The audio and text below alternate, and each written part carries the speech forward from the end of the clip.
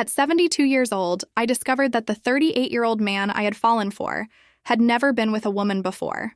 And what started as an innocent friendship became the most complicated chapter of my entire life. My name is Margaret, and I need to tell you this story because I'm completely lost. I don't know if what I did was right or wrong, if I was a victim or a villain, and I need you to help me understand. Please stay with me until the end, because what happened goes far beyond what you might imagine. It all started 2 years ago, when I moved to a small town in Oregon after my husband Richard passed away. We had been married for 45 years, and his death left a void that seemed impossible to fill. My children, already adults with their own lives in Seattle, suggested I move somewhere quieter, somewhere I could start over. So I bought a charming little house near the coast, with a garden that needed care and neighbors who seemed friendly enough. That's when I met David. He was my next-door neighbor, a 38-year-old man who lived alone and worked as a freelance graphic designer from home. From the first day, he was incredibly kind. He helped me carry boxes, fixed my fence without me asking, and always had a warm smile ready. There was something gentle about him, something almost childlike in his enthusiasm to help. The months passed, and David became my best friend. We had coffee every morning, talked about everything, from his design projects to my memories with Richard. He told me about his lonely childhood, how he had been raised by a very religious and controlling mother who had passed away 5 years earlier. He never mentioned girlfriends, and I never asked. It didn't seem important. Until one autumn night when everything changed. If you're enjoying this story, please subscribe to the channel and turn on notifications. I share real stories like this one, and your support means the world to me. It was raining heavily, and David knocked on my door completely soaked. He had locked himself out of his house and asked if he could wait inside while the locksmith came. Of course, I said yes. I made hot tea, gave him a blanket, and we sat by the fireplace. That's when he started crying. Not a quiet cry, but deep, painful sobs that seemed to come from years of contained suffering. I held him without asking questions, and eventually he started talking. He told me he felt like a failure, that he was almost 40 and had never had a real relationship, never been intimate with anyone. His mother had convinced him that women were dangerous, that intimacy was sinful, and that he should dedicate his life only to work and faith. Even after her death, those words echoed in his mind like a curse he couldn't break. My heart broke for him. I saw a man trapped in invisible chains, unable to live fully because of the fears that had been planted in him since childhood. I hugged him tighter and told him he deserved to be happy, that his mother had been wrong, and that it was never too late to start living. That night, something shifted between us. The way he looked at me changed. There was a vulnerability there, but also something else. Something I hadn't felt directed at me in decades. And God help me, I felt something too. The following weeks were a storm of confusion. David started visiting more often, finding excuses to be near me. He'd touch my hand when we talked, look at me with those intense eyes that seemed to ask questions he didn't know how to voice. And I, a 72-year-old widow who thought that chapter of her life was closed forever, felt alive again in a way that both thrilled and terrified me. I knew it was wrong. The age difference alone was enough to make anyone judge me. But when you spend every day with someone who sees you not as an old woman, but as someone valuable, someone desirable, it's hard to maintain perspective. David made me feel like I mattered again, like I wasn't just waiting for my life to end. If this story is touching you, hit that subscribe button. We're just getting started, and what comes next will shock you even more. One night, about 4 months after that rainy evening, David confessed his feelings. We were in my living room, and he simply said it. "Margaret, I think I'm in love with you. I know it's crazy, I know it makes no sense, but you're the only person who has ever made me feel safe enough to want this." I should have stopped it right there. I should have been the adult, the sensible one, and explained why this couldn't happen. But I didn't. Instead, I kissed him. And that kiss opened a door I didn't know how to close. Our relationship, if you can call it that, became a secret we both carried like a heavy stone. We were careful, never showing affection in public, never giving the neighbors any reason to suspect. But behind closed doors, we were two people desperately trying to fill the voids in each other's lives. David was incredibly gentle, almost worshipful in the way he treated me. For him, every moment we spent together was sacred, a gift he never thought he'd receive. And I felt young again. Not physically, of course. My body reminded me every day of its 72 years. But emotionally, I felt like a woman in love, with all the intensity and foolishness that comes with it. But guilt was my constant companion. Every time I looked in the mirror, I saw an old woman taking advantage of a man young enough to be her grandson. Every time my daughter called from Seattle, I felt like a fraud, hiding this massive secret from my family. And every time David talked about our future together, about how happy he was, I felt the weight of knowing this couldn't last. 6 months into our secret relationship, things started to fall apart. David wanted more. He wanted to tell people about us, to stop hiding. He talked about traveling together, about making our relationship official. He couldn't understand why I hesitated, why I wouldn't fully commit. Please subscribe to the channel if you want to know how this story ends. Trust me, you won't believe what happens next. The truth was, I was terrified, not just of judgment, though that fear was real and constant. I was terrified of stealing his future. David was 38. He could still meet someone his age, have children, build a life that made sense. With me, he had no future, only a present that was already borrowed time. I tried to explain this to him, but he refused to listen. He said age didn't matter, that love was love, that we were both adults making our own choices. And when he said those things, I wanted so badly to believe him. I wanted to be selfish and hold on to this feeling for as long as I could. Then my daughter announced she was coming to visit. Jennifer was planning to spend a week with me, bringing her husband and my 2 grandchildren. I panicked. I told David we needed to cool things off, at least while they were here, that we couldn't risk anyone finding out. He was hurt, but he agreed. For 1 week, we would go back to being just neighbors, just friends. It seemed simple enough. But nothing about this situation was simple. During my family's visit, Jennifer noticed things. She saw how David looked at me, how he found excuses to come over, how I blushed when he was around. On the 4th day of her visit, she confronted me. "Mom, what's going on with you and the neighbor?" I denied everything, of course. I said we were just friends, that she was imagining things. But Jennifer wasn't fooled. She's always been perceptive, able to read me like a book.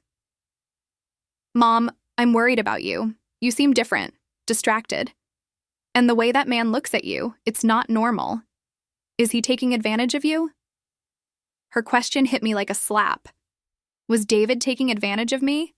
Or was I taking advantage of him? Or were we both just 2 lonely people making terrible decisions? I couldn't answer her. I told her she was being ridiculous and asked her to drop it, but the seed of doubt had been planted, and it grew rapidly in my mind.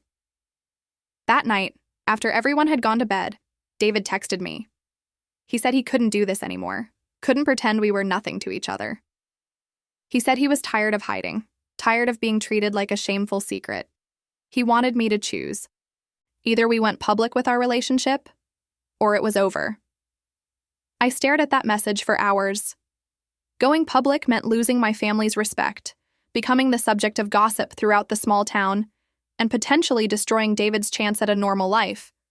But ending it meant giving up the one thing that had made me feel alive in years. Make sure you're subscribed, because this story is about to take a turn you won't see coming. I didn't respond to David that night. The next morning, Jennifer caught me crying in the kitchen, and I broke. I told her everything. About David, about our relationship, about the impossible situation I had created. I expected anger, disgust, disappointment. Instead, she just looked sad. "Mom," she said quietly, "do you really love him? Or are you just afraid of being alone?" That question haunted me. Did I love David, or did I love the way he made me feel? Was I in love with him, or with the idea of being wanted again? I didn't know the answer, and that uncertainty terrified me more than anything else. Jennifer didn't tell the rest of the family, But she made me promise to think carefully about what I was doing. She said that if this was real love, she would support me. But that I needed to be sure I wasn't using David to fill the void Richard left behind. After my family left, I sat David down for the hardest conversation of my life. I told him we needed to take a break, that I needed time to figure out what I really felt and what was fair to both of us. He was devastated. He accused me of leading him on, of treating him like an experiment, of making him believe we had something real only to discard him when it became inconvenient. His words cut deep because there was truth in them. I had been selfish. I had allowed this to happen knowing it was complicated, knowing it could hurt him, because it felt good to be desired again. We didn't speak for 3 weeks. Those were the longest, loneliest weeks of my life. I missed him desperately, missed our morning coffees, missed his laugh, missed the way he looked at me like I was the most important person in the world. But I also felt relief. Relief from the constant anxiety, from the guilt, from the fear of being discovered. Then something happened that changed everything again. David knocked on my door at midnight, and when I opened it, he was bleeding. His face was bruised, his lip was split, and he was shaking. Someone had attacked him outside a bar in town, calling him horrible names, accusing him of perverse things with me. The secret was out. Someone had seen us together, had made assumptions, and now the whole town was talking. David had just gotten his first taste of the judgment I had feared all along. Please hit subscribe if this story is keeping you on the edge of your seat. What happens next will leave you speechless. I brought him inside, cleaned his wounds, and held him while he cried. In that moment, all my doubts disappeared. I didn't care what anyone thought. This man, who had been attacked for caring about me, deserved better than to be abandoned when things got hard. I told him I was sorry, that I had been a coward, that if he still wanted me, I was ready to face whatever came our way together. His eyes lit up with hope, and he kissed me with a desperation that broke my heart and put it back together at the same time. But the next morning, reality crashed back in. My phone was flooded with messages. Jennifer had heard about the rumors from a friend who had family in Oregon. She was furious, not about the relationship itself, but about how I had handled it. My son called, confused and upset. Friends from my old life in Seattle were asking questions, and the town, our small, supposedly friendly town, had turned hostile. I received hateful letters in my mailbox. People whispered when I went to the grocery store. Someone spray-painted something cruel on David's car. We had become the scandal, the gossip, the cautionary tale. And in the middle of all this chaos, I had to ask myself, was our love strong enough to withstand this? Or had I ruined both our lives by refusing to let go when I should have? David wanted to leave town, to start over somewhere no one knew us. He had savings, I had my house to sell, and we could disappear to a bigger city where we'd just be another couple, and the age difference wouldn't matter as much. It was tempting. The idea of escaping all this judgment, all this pain, and just being together without fear. But I couldn't shake the feeling that running away wouldn't solve the real problem. The problem was inside me, the constant question of whether I was doing the right thing, whether I was helping or hurting this man who had trusted me with his heart. One afternoon, I went to visit Father Michael at the local church. I'm not particularly religious, but I needed guidance, and he had always been kind. I told him everything, expecting condemnation. Instead, he asked me the same question Jennifer had. Do you love him, Margaret? Truly love him? I finally answered honestly, I don't know. I love how he makes me feel. I love his kindness, his gentleness, his absolute devotion. But I don't know if that's the same as loving him for who he is, separate from what he gives me. Father Michael nodded slowly. Then perhaps you owe him the truth. Perhaps you owe it to both of you to find out before making any permanent decisions. Don't forget to subscribe to stay updated with stories like this one. We're reaching the most crucial part. I went home that day determined to have an honest conversation with David. But when I arrived, I found him packing. He had made the decision for both of us. He was leaving town, with or without me. I can't stay here, Margaret, he said, his voice breaking. Every day in this place is a reminder that the world sees us as something dirty, something wrong. I need to go somewhere I can breathe. The question is, are you coming with me? It was the ultimatum I had been dreading. Choose him and leave everything behind, or stay and let him go. There was no middle ground, no way to have both. I looked at this man, this beautiful, damaged, devoted man who had opened his heart to me in a way few people ever do. And I thought about my life, my family, my grandchildren who were growing up and would need me. I thought about Richard, about the 45 years we built together, about whether I was honoring his memory or betraying it. And then I thought about something Jennifer said during her visit. Mom, you're allowed to be happy, but you're not allowed to destroy someone else's chance at happiness just to avoid being alone. Was that what I was doing? Was I so afraid of loneliness that I was willing to let David tie his life to mine, knowing I had maybe 10 or 20 good years left while he had a whole lifetime ahead of him? I realized then that the most loving thing I could do was the hardest thing I'd ever have to do. I told David I wasn't going with him, not because I didn't care about him, not because I regretted what we had, but because he deserved someone who could give him a future, not just a borrowed present. Someone who could give him children if he wanted them, who could grow old with him instead of leaving him a widower before he even turned 50. He was devastated. He begged me to reconsider, told me he didn't care about any of that I was enough. But I stood firm, even as my heart shattered into a million pieces. David left Oregon 3 days later. He didn't say goodbye. He just left a note that said, "I will never regret loving you, Margaret. I hope someday you won't either." That was 6 months ago. I'm still in the same house, still facing occasional whispers in town, though the scandal has mostly died down. My relationship with Jennifer is slowly healing. She visits more often now, and we talk about everything, including David. But here's the thing I haven't told anyone yet. The thing that keeps me awake at night. The thing I need to share with you. Last week, I received a package. Inside was a wedding invitation. David is getting married. To a woman he met in San Francisco, someone his own age. Someone who can give him the life he deserves. The wedding is in 2 months. And attached to the invitation was a handwritten note. I found what you wanted me to find.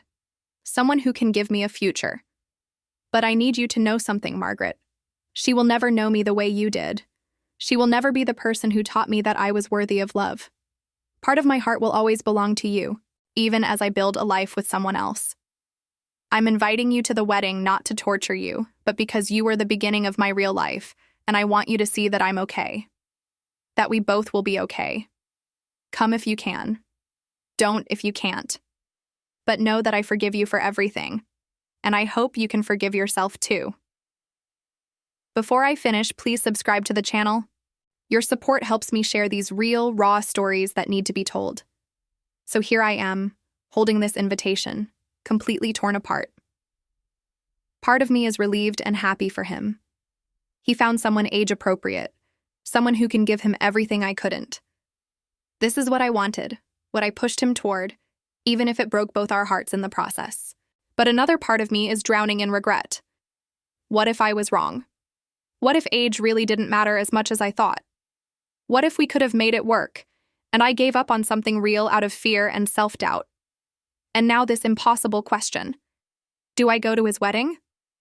Do I watch him marry someone else, knowing that I was the one who set this in motion? Or do I stay away, letting him move forward without the ghost of what we had standing in the shadows? My children think I shouldn't go. Jennifer says it would be too painful, that I need to let him move on completely. My son, who I finally told about everything, thinks attending would be inappropriate and would just stir up old gossip. But Father Michael, surprisingly, thinks I should consider going. He says that bearing witness to David's happiness might be the closure we both need, that it might be the final act of love I can give him, showing him that I truly do want his happiness, even if it's not with me. I have 7 weeks to decide. 7 weeks to figure out if I have the strength to watch the man I loved, or thought I loved, promise his life to someone else. 7 weeks to determine if I made the right choice all those months ago, or if I let fear rob us both of something precious. And here's the most terrifying part. When I look at that invitation, at David's name next to hers, I still don't know if what I feel is love or loss. I don't know if I miss him or if I miss feeling wanted. I don't know if I made a selfless sacrifice or a cowardly mistake. The truth is, I'm 72 years old, and I'm more confused about love than I was at 17. I thought by this age I'd have all the answers, that I'd be wise and certain about matters of the heart. Instead, I'm sitting here, holding a wedding invitation, feeling like I understand nothing at all. So I'm asking you, because I genuinely don't know the answer. Should I go to David's wedding? Did I do the right thing by letting him go? Or did I throw away something real because I was too afraid to believe that love could look different than I expected? What would you do in my place? Tell me in the comments. I need your wisdom, your perspective, your honest opinion. Because right now, I'm lost in a way I've never been before.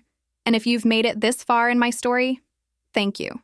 Thank you for listening without judgment, for staying with me through all the complicated, messy details.